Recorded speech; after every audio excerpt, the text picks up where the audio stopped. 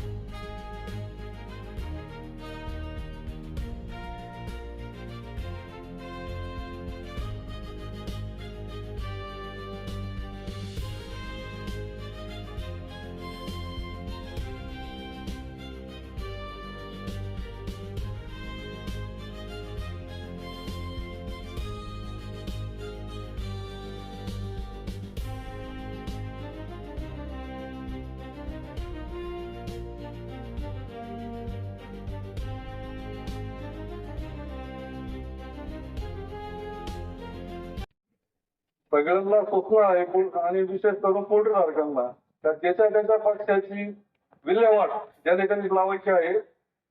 आता म्हणजे लगेच आम्ही प्रत्येक शेडवर फिरणार आहे। आरोग्य अधिकारी व पशुसंवर्धन अधिकारी व ग्रामपंचायतचे आम्ही स्वतः फिरणार आहे।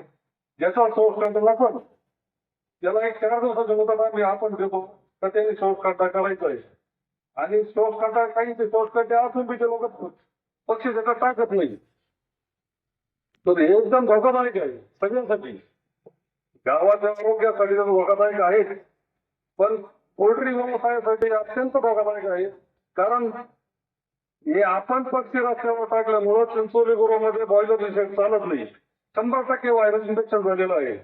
आता परत एकदा जर तुम्ही आपण जर संवेदनशील चूक करीत असाल, मरेल पक्षी जर बाहेर टाकत असाल रस्त्यावर, तर हे आपण जसं गावाच्या आरोग्याशी खेळू राहिले तसंच तुम्ही तुमच्या व्यवसायाशी सुद्धा खेळू राहिलेले आहे।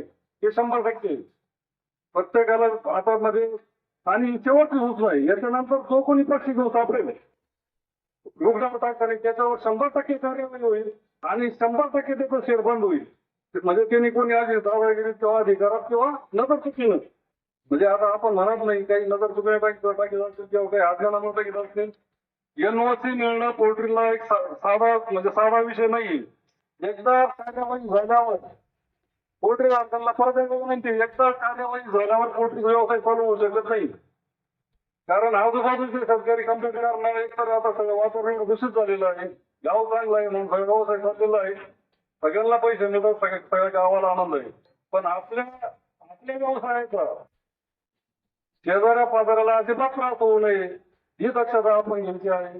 आणि ग्रामपंचायत वेळोवेळी प्रत्येक ग्रामसभेत आपण सांगतो, प्रत्येक ग्रामसभेत सांगितलेले पक्षाचं विल्हेवाट लावून कोणी ऐकत नाही।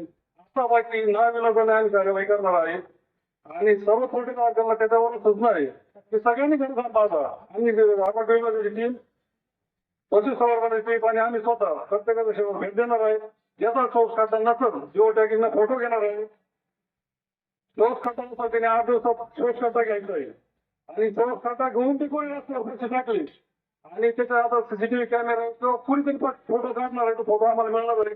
त्याच्यानंतर त्यांनी आमच्याकडे अजिबात यायचं नाही, व्यवस्थित मागायचं नाही. माझं शेड का बंद केलं, ही 100% कार्यवाही होणार आहे. तरी सर्वांना म्हणजे सूचना आहे की सर्वांनी सहकार्य करा. विनंती करू आम्ही दाखवू सगळ्यांना.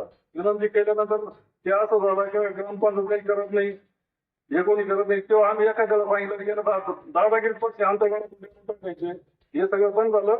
सगळ्यांना सूचना आहे. आम्ही येऊ राहिलो.